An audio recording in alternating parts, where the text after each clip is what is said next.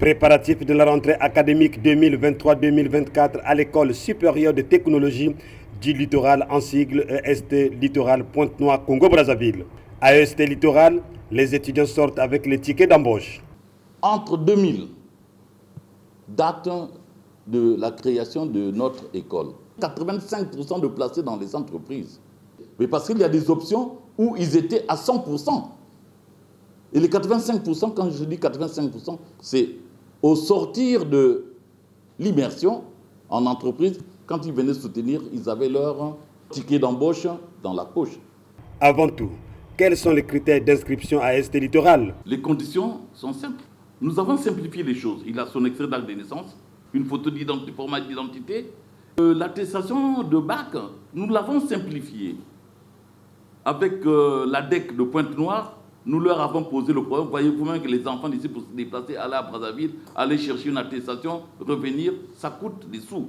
Et donc, n'est-il pas possible, avec le bulletin que vous avez, l'enfant arrive, il voit son nom sur le bulletin et le directeur de l'ADEC signe. Alors, on met le stabilo et le directeur vise sur cette page-là.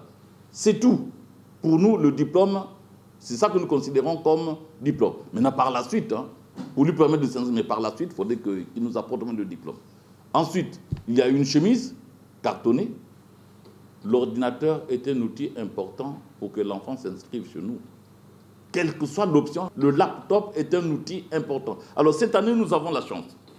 Nous avons une association qui nous a contactés.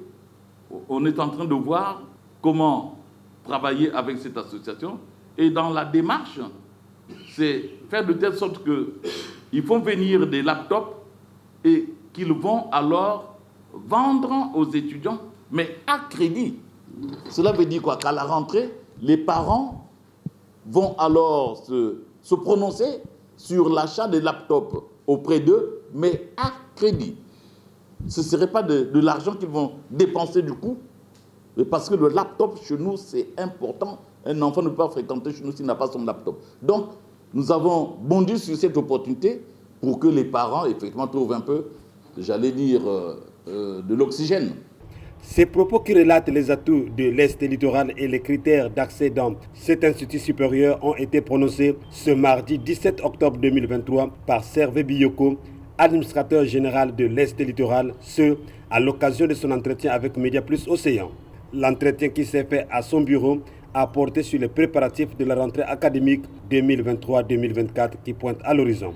Au cours de cet entretien, Servé Biyoko a dressé le bilan de l'année académique 2022-2023 et a fait la projection des activités de l'Est littoral de l'année académique 2023-2024.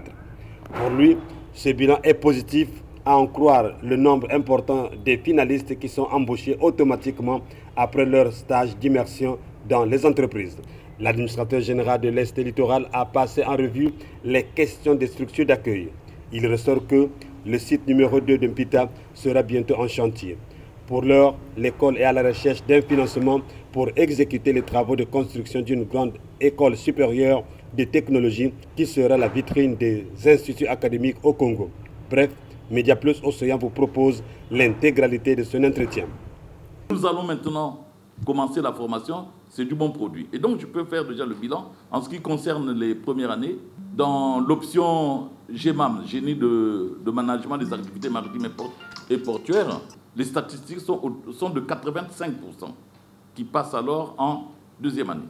Dans l'option télécommunications et réseaux couplés avec la maintenance industrielle, là, c'est 89%. En GEHS, c'est-à-dire Génie de l'environnement, hygiène et sécurité, ils sont 100% qui passent. Donc, c'est pour bien expliquer que ces enfants-là, quand ils ont franchi cette année préparatoire, n'est-ce pas, quand ils arrivent en première année, le taux d'échec est presque, j'allais dire, nul. Cette rentrée, je voudrais quand même rappeler que c'est une rentrée qui se fait de telle sorte que nous puissions rattraper le retard qu'avait causé le coronavirus. Vous savez que quand il y a eu le coronavirus et que nous avons repris les cours, c'était en février. Et en février, nous avons bouclé les cours en janvier. Nous avons fait de telle sorte que l'année 2021-2022, nous avons commencé donc en décembre. Et cette année, nous la bouclons maintenant. en octobre. Et donc, les cours pour l'année 2023-2024 doivent commencer normalement en novembre. Nous avons préféré les faire entrecouper cette rentrée. Pourquoi? Parce que déjà, ceux qui sont là, tout est bouclé. Nous sommes là, ils peuvent commencer. Et le samedi, c'est l'accueil plutôt de ces étudiants-là, accompagnés de leurs parents, parce que n'oublions pas que les parents investissent de l'argent pour la formation de leurs enfants. Et donc, à chaque rentrée, nous les convoquions pour que, bien entendu, qu'ils aient des informations sur l'école, la façon dont leurs enfants vont être formés. Alors, nous avons la deuxième année qui est notre année finale. Et cette deuxième année, pour que les étudiants soutiennent, il faudrait qu'ils aient passé, bien entendu, une immersion en entreprise, qu'ils aient fait une immersion en entreprise. Et donc, vous constaterez que je n'ai pas parlé des résultats de deuxième année. Pourquoi? Mais parce que les deuxièmes années sont, en ce moment, ils sont dans les entreprises. Et comme pour nous, la soutenance se fait toujours en présence des collègues d'Evry, pour que le diplôme soit signé par Evry, il faudrait que Evry prenne la présidence des jurys. Vous savez, c'est un point qui nous tient à cœur. Parce que jusqu'à présent, tout le monde se demande « Ah oui, vous n'avez pas construit, c'est quoi cette histoire ?» Quand on a monté cette école avec, je rappelle quand même, avec les ministres Aimé Mambouniali et Jean-Baptiste Atouloutar, c'était faire de telle sorte que ces enfants-là puissent aussi bénéficier d'une formation. Pourquoi? Parce que les parents, n'ayant pas les moyens pour les envoyer à l'étranger, et donc sur place, ils avaient donc une formation qu'on leur proposait. Il fallait les accueillir. Et donc nous faisons de telle sorte que l'enfant, quand il arrive chez nous, dans le temps, quand ils arrivent, eh bien, on fait de telle sorte qu'on l'accompagne jusqu'à finir, tout en pensant qu'il aurait fini, il aurait trouvé son travail et qu'il devrait revenir pour payer. Ce n'est pas dans la mentalité congolaise. J'ai fini, je suis parti. Et donc, ces financements-là sont tellement minimes qu'on ne pouvait pas réaliser ce projet. Mais on est en train de regarder par-ci, par-là. On est en train de solliciter des financements pour pouvoir effectivement construire notre établissement, n'est-ce pas? Et nous espérons que d'ici là, je ne donnerai pas de date, nous verrons notre établissement monter, puisque nous avons un domaine que Mme Aimé Mambouniali nous a légué. C'est sur ce domaine-là que nous allons construire notre établissement, plus précisément en Pita. Il faut savoir ce que l'on veut. Moi, je vais du fait que nous pensons qu'on ne va pas étudier pour prendre le diplôme et l'exposer à la maison. On va étudier, c'est pour effectivement se frayer aussi une place dans la vie, dans le monde, dans la vie active.